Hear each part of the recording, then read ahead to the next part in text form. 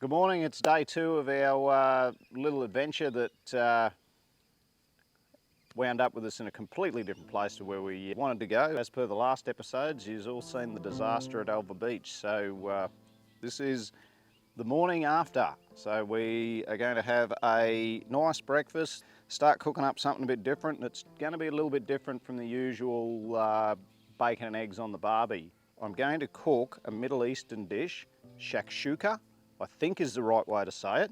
A couple of the ingredients have either bounced out of the camper or I've forgotten about them. We'll get started on the shakshuka. First thing to go in, a red onion, or whatever onion you got, doesn't matter. Like our camp egg fried rice, this really isn't supposed to be a pretty dish. It's a throw together. There's 1,000,001 different takes on it. It's from many regions in the Middle East. You know, from North Africa all the way around through Egypt, Israel, and into some of the other Middle Eastern countries. And if there is anybody out there that actually knows how to pronounce the dish properly, or I am actually pronouncing the dish properly, give us a shout out, I'd love to know. Throw our onions in.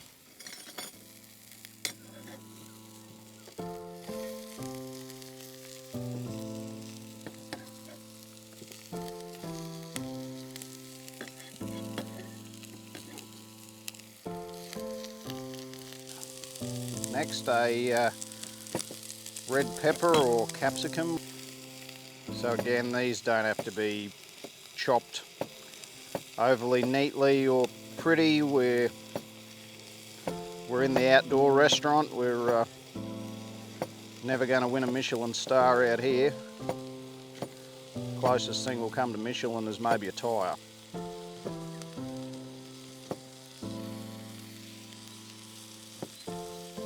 If you do have the background or the heritage that this dish is actually part of your culture or your family's, usual fare, I'd love to see your comments and your version of the shakshuka, and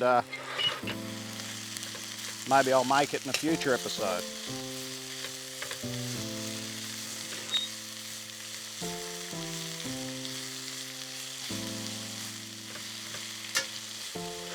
Chop up some tomatoes. Again, it doesn't have to be pretty.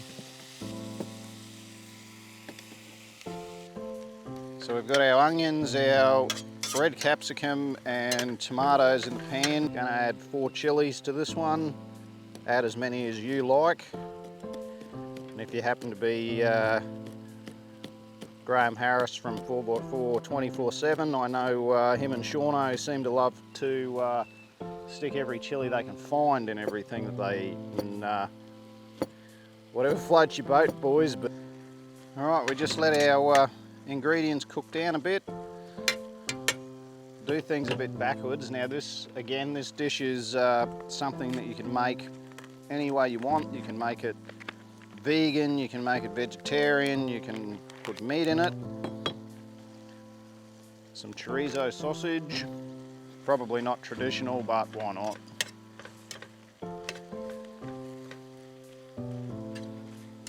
Can be the new camping shakshuka recipe. Alright, what we got going on over here? Oh, I see the hungry soldiers have wandered in. Just because you got an egg allergy, Richard, we're going to do another dish with an egg in it. Well, you're going to have a chili allergy as well. Some sweet smoked paprika. About a teaspoon or close enough. Half a teaspoon of cumin powder. Half a teaspoon of ground coriander. About a teaspoon roughly of salt. Bit of ground cardamom. Black pepper.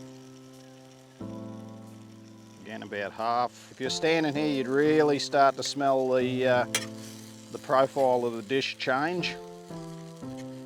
And if you have ever eaten Middle Eastern or North African food, it's a very, very distinct. Starting to cook down very, very, very nicely. Not wrong. She's smelling quite nice standing over here. Did you notice the, chuck that stuff in near on instant change, isn't it? Yeah, right on it. I wanted to put harissa in here, but I couldn't get any, so a bit of tomato paste and a tin of chopped tomatoes. Also give it Chris. It gives it a tomato flavour. Oh, right. That's what I was looking for. Yeah. Because fundamentally the dish shakshuka is actually a tomato sauce dish. So many times it's served with eggs in it, which is what we'll do here. Just turn that down a little bit, let that bubble away.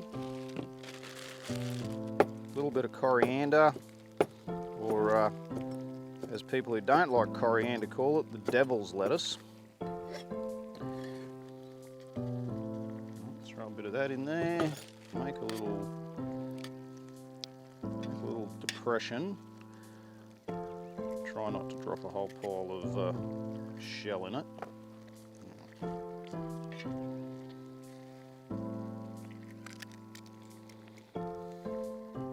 Sunny side up, I see.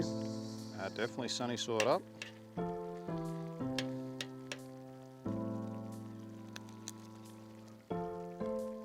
Turn him down, let it simmer away a little bit. We will grab our lid.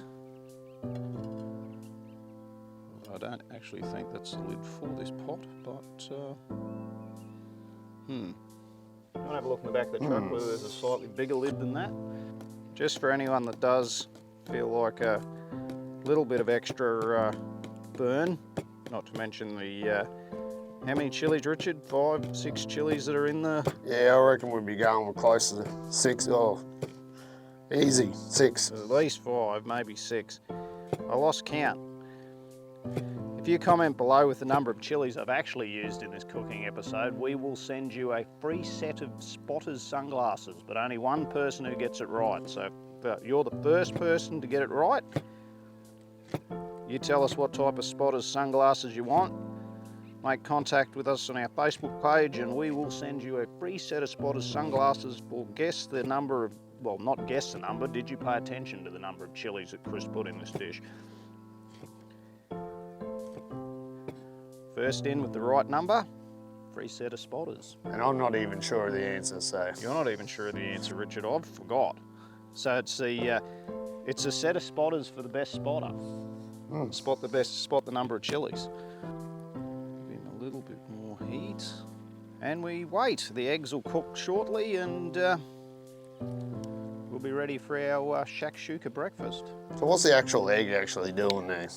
Well, the egg is just to add a little bit of protein to the dish, but like I said, the dish can be vegetarian, can be vegan. There's versions of it with beans in it. There's all sorts of different versions.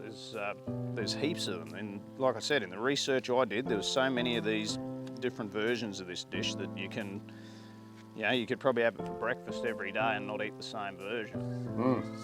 Well, it's far from the old classic bacon and eggs and toast I'm used to. Head in the bush. Camp gourmet, Richard, you don't have to just eat sausages when you go camping. And there's no toaster around, so I'm guessing we're not having toast for breakfast. No, the toasting was done yesterday when we were bowled. It's on my skin.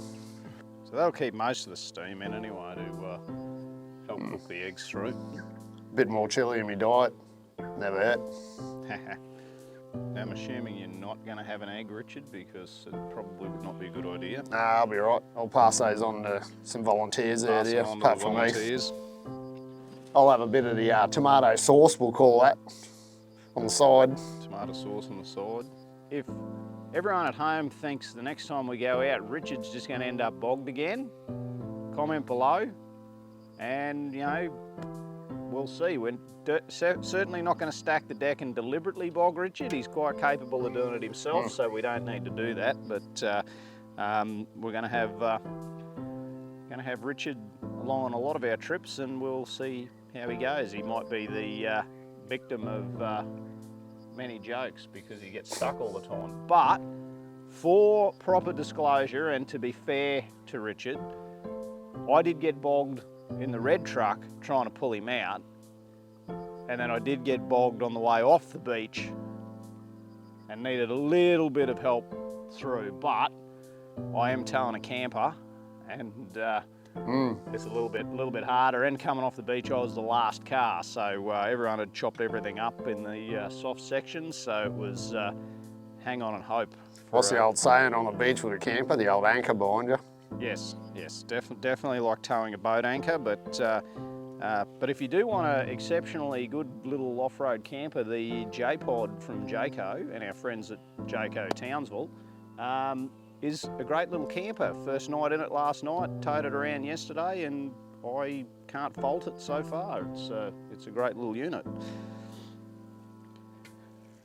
We'll probably see it on many of our upcoming adventures. Another couple of minutes and she'll be all good, I think. Smells pretty good. Then we've got some garnish, we've got some coriander, some spring onions, some extra chilli if you feel like a bit of that. And we'll put a few sesame seeds on the top and she'll be sweet.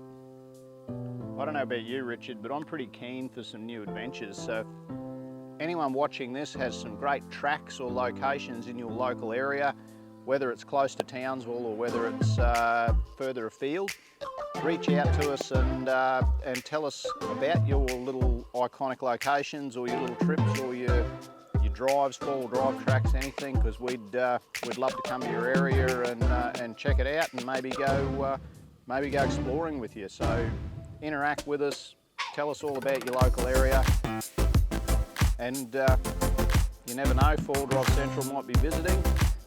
All right, well, I think we're about ready to dish up our Camp Shakshuka. Stuff on the bottom of the pan.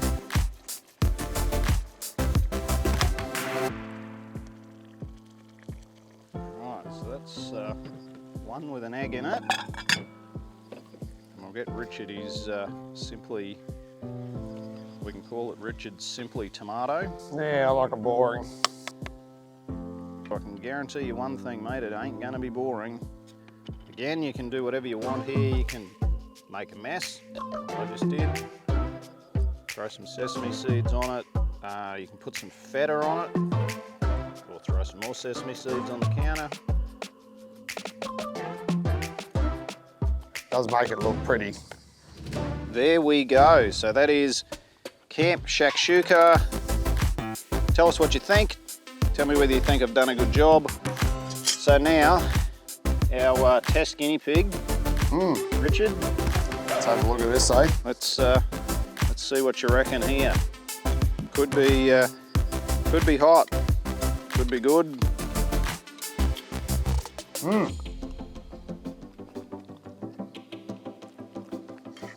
It's definitely got a little kick to it. Flavour profile's quite nice. Heat's probably, I don't know, for me I reckon about spot on. Not too hot, and medium sort of. definitely sweat the demons out of you first thing in the morning, that's for sure. Well, there you go, Camp Shakshuka. You can have Camp Gourmet too. You don't just have to eat sausages when you're camping, but it's perfectly acceptable if you do. See you next time.